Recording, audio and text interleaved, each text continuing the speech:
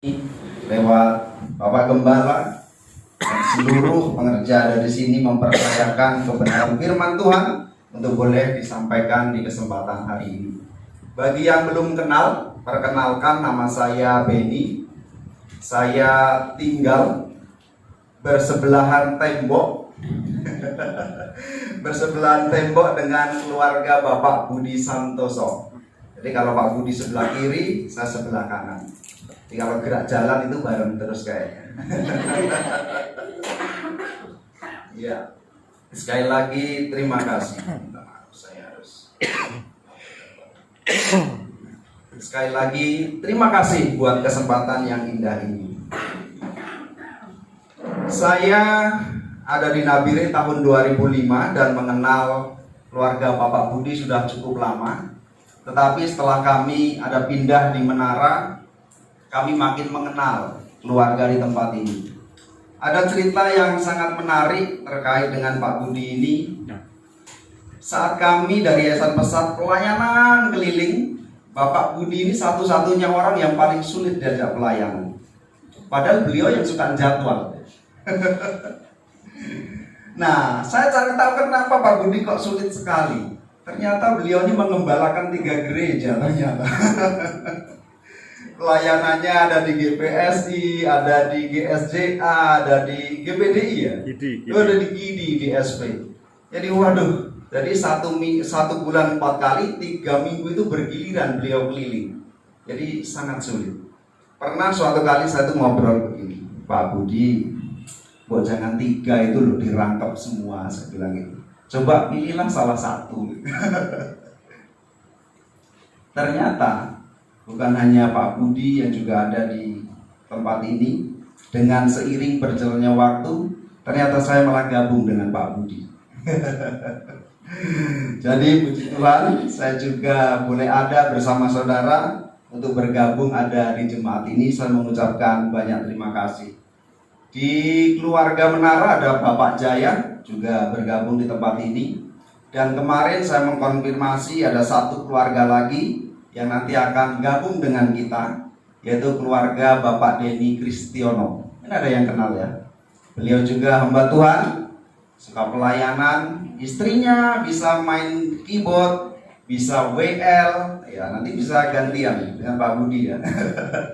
Jadi mulai minggu besok beliau akan bergabung dengan kita. Sebenarnya minggu ini, tetapi karena Papi ada di Kaladiri dan saya ada di sini, beliau pagi-pagi ke rumah dan bersama-sama dengan Papi ada di Kaladiri.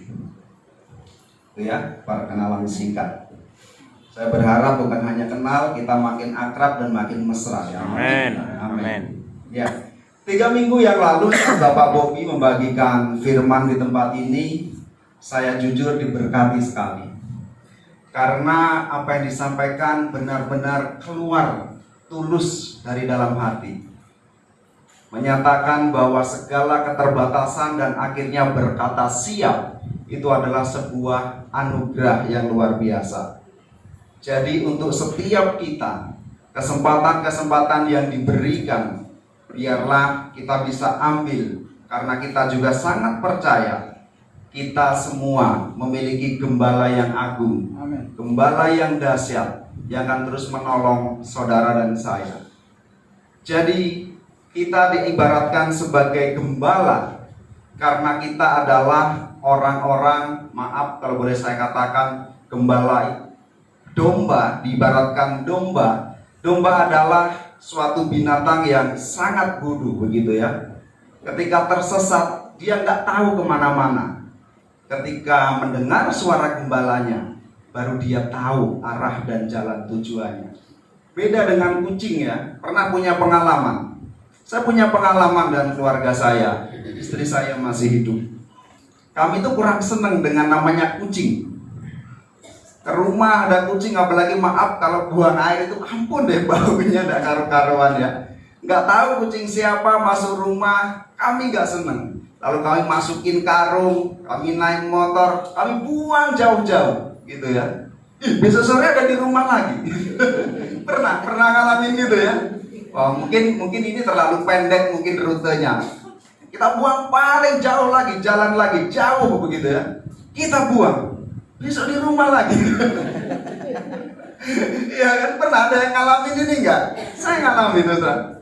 Jadi di sini kalau kita melihat kucing lebih pintar daripada domba, ya kan? Karena Tuhan mengapa mengibaratkan kita ini seperti domba? Karena kita ini adalah orang-orang yang lemah, orang-orang yang nggak tahu arah tujuan. Hanya gembala agung kita lah yang akan menolong saudara dan saya menuju ke air yang teduh. Amin.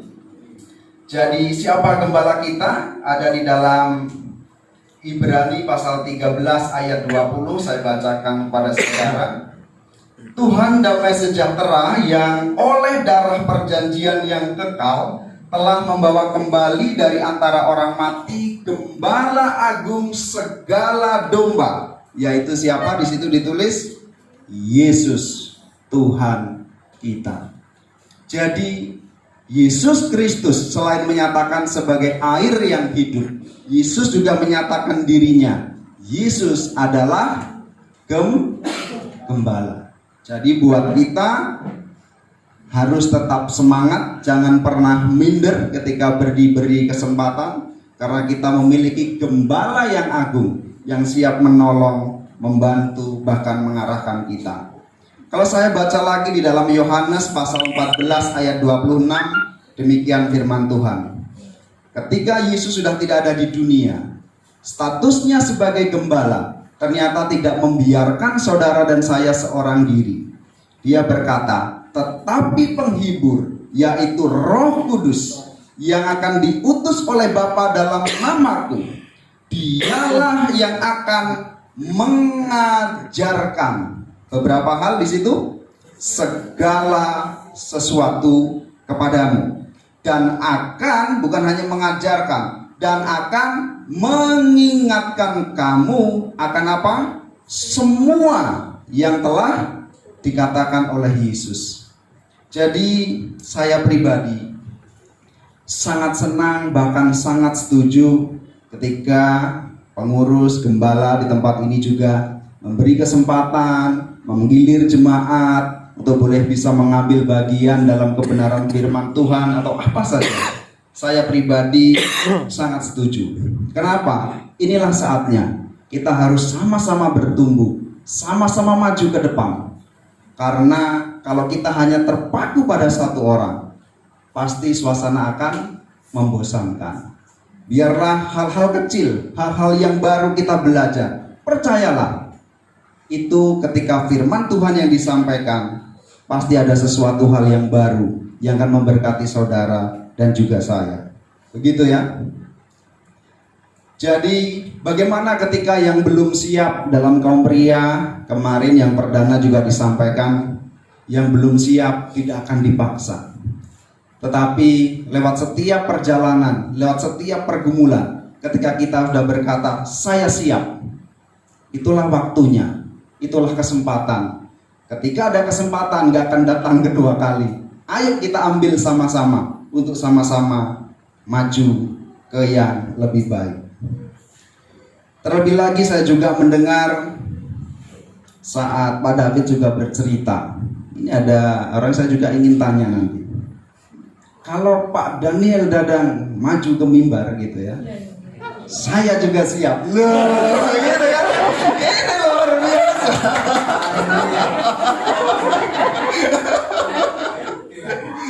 Itu. Nah, memang harus seperti itu, benar nggak? Harus begitu. Iya, karena Nyonya setuju. Nanti setelah firman, Pak Dadang harus doa buat doa firman ya, supaya nggak ada alasan ya. Nanti Pak David bisa doa apa lagi kan gitu. Gitu ya.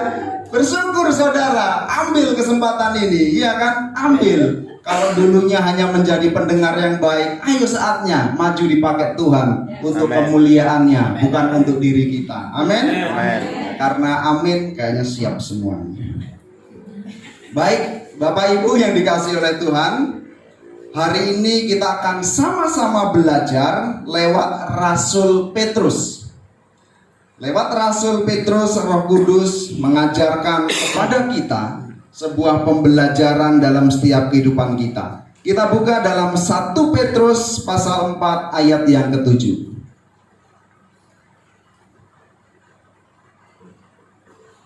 1 Petrus pasal yang keempat ayat yang ke-7. Yang sudah bisa dikatakan amin? Amin. Oh, sudah semua. Mari kita baca-baca. Kita baca bersama-sama 1 Petrus pasal 4 ayat yang ke-7. 3, 2, 1. Kesudahan segala sesuatu sudah dekat. Karena itu kuasailah dirimu dan jadilah tenang, supaya kamu dapat berdoa. Saudara, hari-hari ini orang-orang itu mudah sekali tersinggung. Hari-hari ini banyak orang mudah sekali terpancing emosi. Benar nggak? Hari-hari ini banyak orang mudah sekali terpancing emosinya dalam setiap kita menjalani hidup ini. Apakah karena COVID atau karena apa? Nggak ngerti. Tetapi hari-hari ini banyak sekali orang-orang itu mudah sekali terpancing emosinya dalam bertindak sehingga dia tidak memiliki ketenangan. Karena tidak tenang, kita pun akhirnya sering keliru, sering salah dalam membuat keputusan. Benar ya? Ketika kita emosi, ketika kita tidak tenang, maka sering sekali kita itu salah membuat keputusan, sehingga ini berimbas pada sebuah tindakan yang ceroboh. Karena apa? Karena tidak tenang. Rasul Petrus menasihati orang percaya untuk di segala situasi supaya kita dapat berdoa. Nah, ketika kita dalam posisi tidak tenang, ketika kita dalam posisi panik, ketika kita dalam posisi gelisah, ketika kita dalam posisi apa lagi? Jengkel, ketika dalam posisi marah, ketika dalam posisi galau, iya. Gundah gulanya, tentunya akan sulit untuk berdoa. Sangat sulit. Kalaupun kita paksakan berdoa, apakah bisa? Apakah bisa? Ketika kita paksakan berdoa, ketika kita dalam posisi marah, emosi, panik, jengkel, galau, coba perhatikan isi doa kita, maka akan penuh dengan kemarahan, kejengkelan, apalagi emosi, galau, ya, bahkan gundah gulana termuat dalam doa kita. Maka hari ini Rasul Petrus berkata, karena itu kuasailah dirimu dan jadilah tenang, supaya apa? Dapat berdoa. Ayo kita renungkan ini baik-baik dalam setiap kehidupan kita. Apa yang terjadi hari-hari ini dalam hidup kita? Apakah orang-orang percaya, apakah jemaat GPSI Air Hidup juga masuk dalam kategori orang-orang yang mudah emosi, mudah marah, mudah jengkel, mudah galau? Ketika ini terjadi dalam hidup kita, percayalah kita tidak bisa berdoa. Kalaupun doa, isinya pasti penuh dengan hal-hal itu. Maka doanya akhirnya bukan keluar berkat, tetapi doanya apa? Kutuk. Apakah itu disebut doa? Pastinya bukan. Yang dimaksud Rasul Petrus itu bukan doa. Hari-hari ini ibu bos kita juga sedang galau gitu ya, gundah gulana gitu ya. Bagaimana hari-hari biasanya bareng dengan anak kekasih, ya dalam situasi begini tahu-tahu pergi ke Jakarta gitu ya. Pasti kita sebagai manusia, apalagi seorang ibu, kalau bapak ini agak cuek ya, terutama saya juga cuek. Kalau ibu ikatan batin dengan anak itu erat sekali. Pasti pemikiran hari-hari, pasti juga galau. Kira-kira udah makan belum ya? Di sana kira-kira bagaimana ya? Bener nggak? Iya benar. Karena tadi udah cerita, jadi bener. Ketika kegalauan ada dalam diri kita, misalnya ibu bos dalam kondisi galau, coba kita ingat lagi. Ketika berdoa, apa isi doanya? Tuhan, bagaimana anak saya di sana, ya kan? Dia mau pergi ke sana, tolong jaga, ya kan? Maka isi doa kita ketika kita dalam kegalauan tidak tenang, maka isi doanya pasti galau. Tetapi coba ketika kita bisa tenang, doanya pasti lain. Pasti ibu bos bisa berkata, Tuhan, walaupun tidak ada saya, walaupun tidak saya masakkan, gitu kan? Walaupun tidak ada bapak mama keluarga di sana, saya percaya dia adalah anakmu, maka Tuhan akan menyertai. Maka ketenangan ini sungguh diperlukan dalam hidup kita. Ketenangan menjadi sebuah kunci dalam setiap kehidupan kita. Oleh karena itu, ayo kita belajar dari Rasul Petrus untuk menjadi pribadi-pribadi yang tenang. Coba tepuk sebelah kanan saudara. Coba ditepuk gitu. Supaya nggak ngantuk ya. Saling tepuk sambil bilang begini, jangan emosian lagi. Yang tenang ya, begitu. Nah yang nepuk gembaka gantian ditepuk lagi. Kalau kamu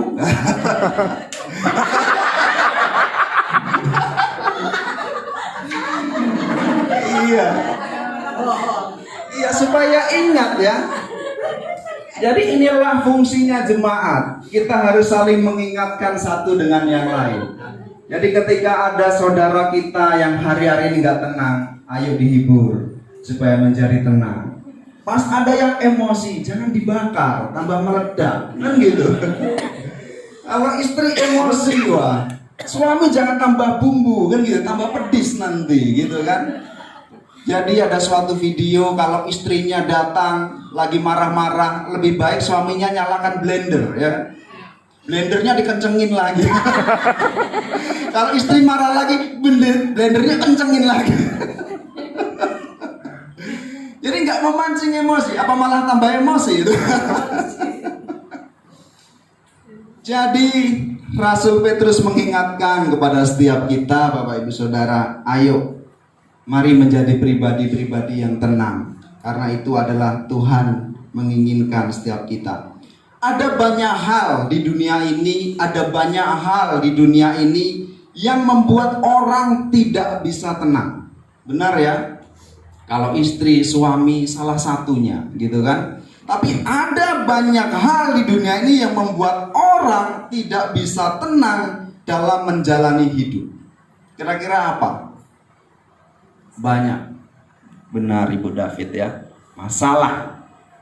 Wah, kalau ngomongin masalah, coba kita ingat sama-sama. Ketika kita lahir hingga sebesar ini, sampai kita tumbuh uban ini, kira-kira coba kita sama-sama ingat, pernah nggak dalam hidup kita sepanjang ini, kita ini nggak pernah ada masalah? Ada nggak? Nggak ada. Kayaknya makanan kita tiap hari itu apa? Masalah. Bener ya? Hari ini tenang, tahu-tahu ada aja masalah. Anak cari masalah, istri cari masalah. Itu kan, suami tahu-tahu buat masalah malah. Banyak sekali hari-hari ini masalah-masalah itu timbul dalam kehidupan kita yang membuat pribadi kita menjadi yang tadi, emosi, enggak tenang, galau. Padahal dari dulu sampai sekarang kita ini hidup dengan masalah. Itu yang pertama. Yang kedua, Coba kita sama-sama renungkan dan ingat atau review ke belakang. Ada nggak masalah seberat apapun dalam hidup kita yang tidak pernah terselesaikan? Ada nggak? Nggak ada. Ternyata setiap masalah yang datang dalam hidup kita, Tuhan itu juga datang membawa jalan keluar. Jadi nggak ada alasan buat setiap kita berkata saya jadi emosi gara-gara barang satu ini, gara-gara ada masalah ini. Rasul Petrus mengatakan tidak ada hal yang menyatakan bahwa alasan-alasan itu membuat kita menjadi pribadi yang emosi. Tidak. Rasul Petrus mengajarkan kepada kita, percayalah, kita bisa menjadi orang-orang yang tenang. Karena sampai kapanpun di dunia ini, sampai kita hidup sampai sekarang atau kapanpun, tidak akan pernah memberikan rasa tenang. Dunia ini tidak akan pernah memberikan rasa tenang bagi kita. Karena itu rasa tenang dalam diri orang percaya seharusnya ini tidak ditentukan oleh situasi atau kondisi. Sebab rasa tenang itu sesungguhnya apa? Merupakan sebuah keputusan. Jadi untuk tenang sebenarnya adalah sebuah keputusan. Ketika hari ini kita mendengar lewat Rasul Petrus, jadilah tenang, maka kita bisa mengambil keputusan untuk menjadi pribadi-pribadi yang tenang. Karena sikap tenang adalah sebuah keputusan. Sedahsyat apapun badai, masalah, gelombang menerpa saudara dan saya, percayalah, kita tetap bisa membuat keputusan menjadi tenang. Karena itu adalah keputusan kita. Kalau sampai hari ini kita tidak bisa tenang karena kita belum memutuskan untuk tenang. Ada alasannya. Kenapa Rasul Petrus mengajarkan kepada kita untuk menjadi pribadi yang tenang? Dalam 1 Petrus pasal 4 ayat yang ke-7, ini alasannya yang harus kita ingat. Kesudahan segala sesuatu sudah dekat. Jadi Bapak Ibu yang dikasihi oleh Tuhan, ketika emosi memuncak, kemarahan ada di ubun-ubun kita, kejengkelan siap meledak lewat mulut kita, ingat alasannya. Kesudahan segala sesuatu sudah dekat. Ingatlah, ketika kita menyadari bahwa dunia akan berakhir, maka emosi sebesar apapun, siap meledak sedahsyat apapun, ketika kita menyadari hal ini, besok berakhir, maka emosi kita, kejengkelan kita pasti akan bisa hilang, bisa reda. Demikian juga ketika kita mau marah dengan istri kita, mau marah dengan suami kita, ingat hal ini saja. Kesudahan segala sesuatu sudah dekat. Jadi sebenarnya nggak ada gunanya kita hidup dengan penuh kemarahan. Tidak ada gunanya kita hidup dengan segala macam kejengkelan. Jadi ketika kita ingat segala sesuatu sudah dekat, di sini kita mendapati sebuah keyakinan atau ajaran yang boleh saya katakan sangat menakutkan. Dunia akan berakhir, dunia akan berlalu, semuanya akan segera habis. Gak ada waktunya ketika kita hidup dipenuhi dengan hal-hal yang tadi. Mari setiap kita untuk terus bisa mempertimbangkan akan kesudahan yang sudah dekat ini menjadi sebuah alasan kuat untuk membuat kita bersikap bijak dalam segala sesuatu. Ketika kita menjadi pribadi-pribadi yang bijak karena alasan ini, percayalah, karakter Kristus itu akan terus ada dalam hidup kita. Amin. Amin. Jadi Bapak Ibu yang dikasihi oleh Tuhan, dalam kaum pria kemarin saya juga mengingat kembali ayat yang memberanikan diri. Saya bisa sharing ketika Yesus ditangkap, ketika Yesus mau diadili, disiksa, bahkan mau dihukum mati. Di situ Yesus menyebut Yudas itu bukan musuh, tetapi dia berkata apa? Hai teman, hai sobat. Jadi Yesus juga mengajarkan kepada kita, setiap masalah yang datang itu bukan musuh kita, itu adalah teman kita, itu adalah sahabat kita. Karena hari-hari kita akan terus saja diisi dengan hal itu. Tetapi ketika kita memiliki sikap seperti Rasul Petrus, bahkan Yesus sendiri, untuk berkata setiap masalah itu adalah sahabat, dia adalah teman yang tujuannya untuk membentuk kita, menjadikan kita lebih baik, maka kita akan menjadi orang-orang yang mudah tenang. Coba bayangkan kalau Yesus tidak ada Yudas, Yesus tidak dihukum mati, Yesus tidak disalib, saudara dan saya tidak ada orang yang menyelamatkan, ya kan? Karena kita adalah orang-orang yang penuh dengan dosa. Tetapi lewat hal itu Yesus berkata itu adalah teman, karena Yesus tahu hanya itu jalannya untuk Yesus bisa menyelamatkan saudara dan saya. Jadi bagaimana caranya agar kita juga bisa tenang? Maka setiap kita harus memiliki reaksi atau sikap yang positif. Jadi untuk setiap situasi, setiap masalah yang ada dalam setiap hidup kita, bila kita bisa berpikir positif, berpikir baik, berpikir yang bijaksana, maka percayalah, semuanya itu bisa kita lewati. 2 minggu yang lalu kita diajarkan sama Papi Daniel tentang Filipi 4 ayat 8. Itu adalah ketika saya tidak akan mengulang karena kita udah diajar sangat lengkap. Jadi Filipi 4 ayat 8 itu ternyata adalah satu-satunya ayat yang selama ini dipakai oleh semua orang yang berkata dan mengajak ayo berpikir positif. Ternyata ajakan berpikir positif landasannya adalah Filipi 4 ayat yang ke-8, yaitu apa? Semua yang benar, semua yang mulia, semua yang adil, semua yang suci, semua yang manis, semua yang sedap didengar, semua yang disebut kebajikan dan patut dipuji, pikirkanlah semuanya itu. Jadi ketika kita memiliki sikap atau reaksi yang positif, maka kita akan bisa menjadi pribadi-pribadi yang tenang.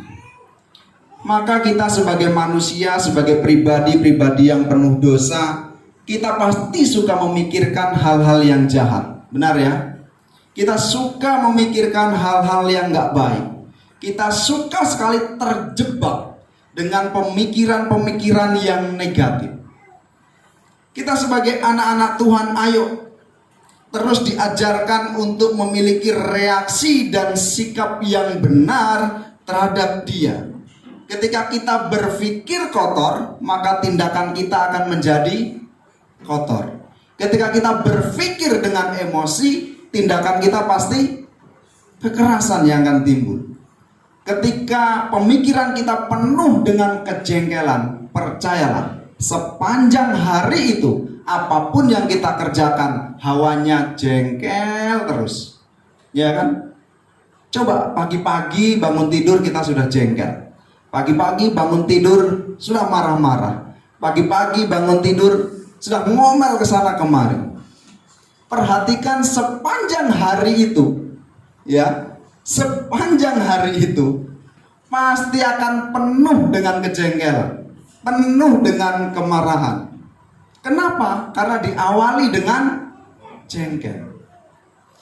Jadi mari kita memiliki sikap hati, pemikiran yang positif untuk memandang segala sesuatu, sehingga kita bisa menggenapi apa yang diajarkan oleh Rasul Petrus untuk bisa menjadi pribadi yang tenang, agar kita bisa berdoa.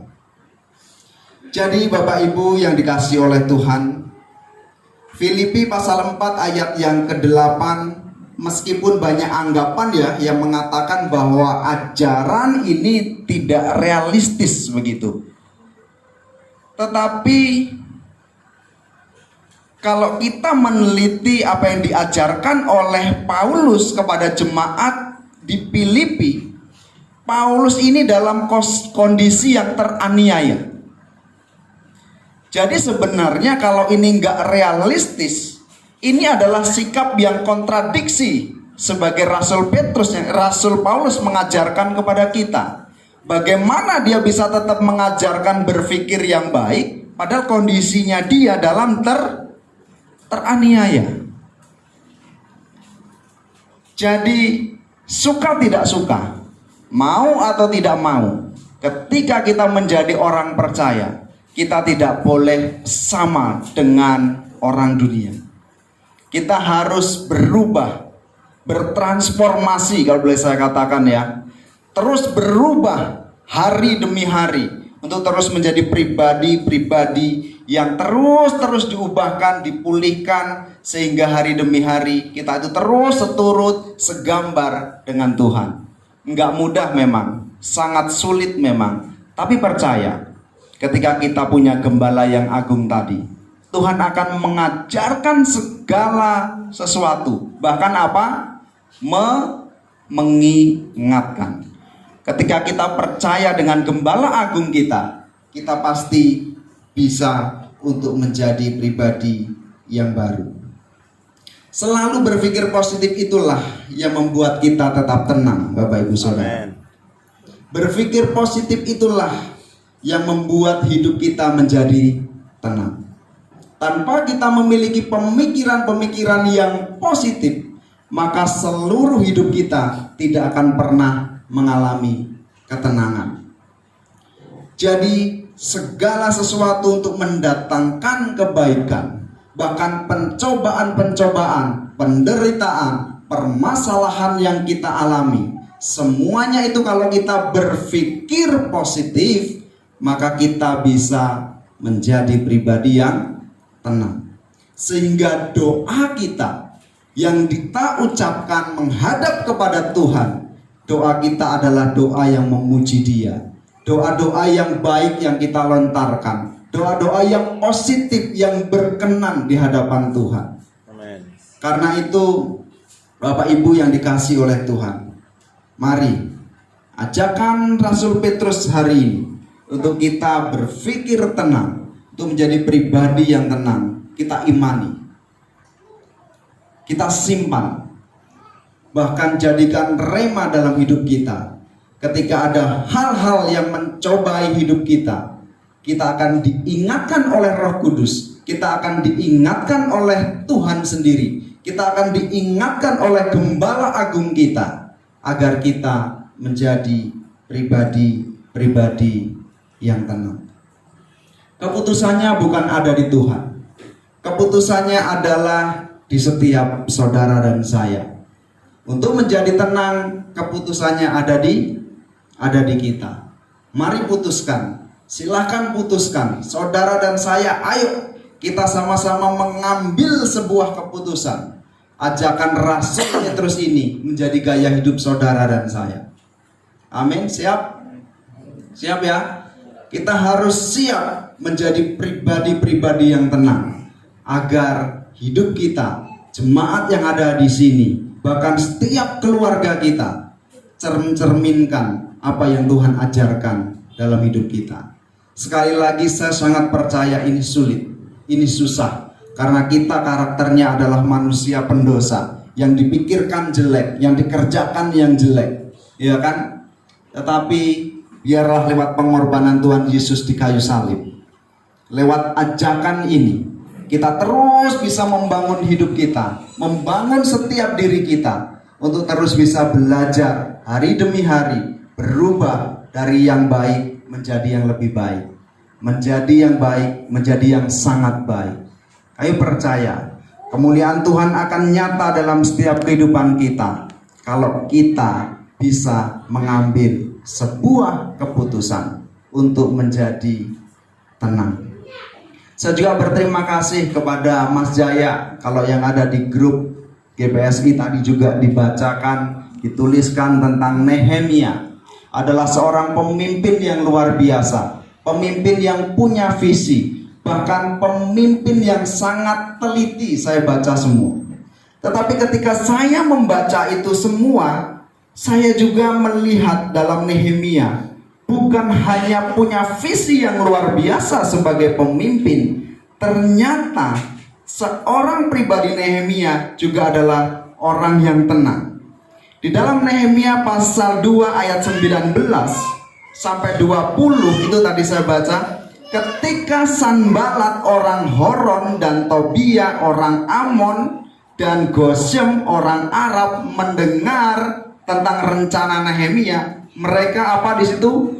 Mengolok-olok Nehemia. Ternyata dalam menjalankan visi Tuhan pun masih ada orang yang mengolok-olok Nehemia, atau garis besarnya menghina pekerjaan Nehemia.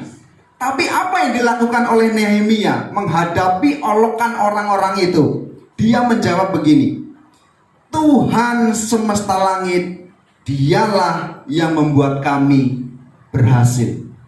Coba, kalau Nehemia tidak memiliki pemikiran yang positif, karena dia lagi membangun tembok Yerusalem, batu itu pasti dilemparkan ke mereka. Bener gak? Iya, ini lagi kerja panas-panas bangun tembok, melanjutkan visi Tuhan. Ada orang dan itu mengolok-olok dia, dan itu bukan hanya satu kali, diolok-olok terus menerus.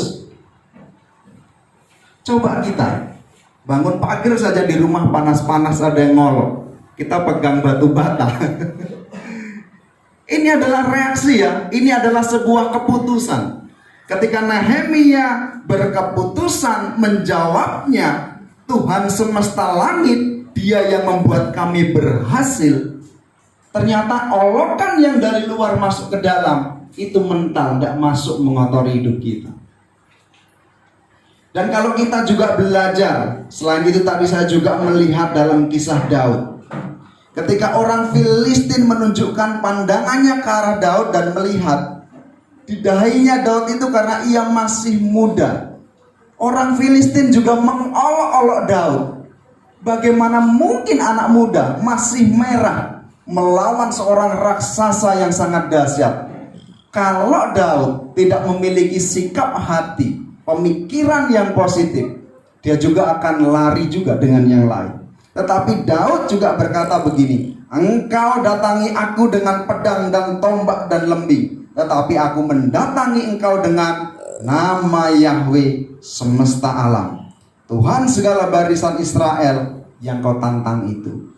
Ternyata Daud kenapa tetap berani?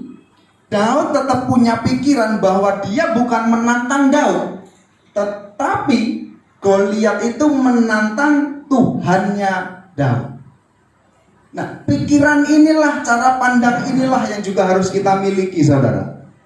Ketika kita memiliki cara pandang seperti Rasul Petrus, cara pandang seperti Nehemia, cara pandang seperti Daud, maka yang jelek yang dilemparkan kepada kita pun kita tetap bisa membaliknya dan berpikir positif.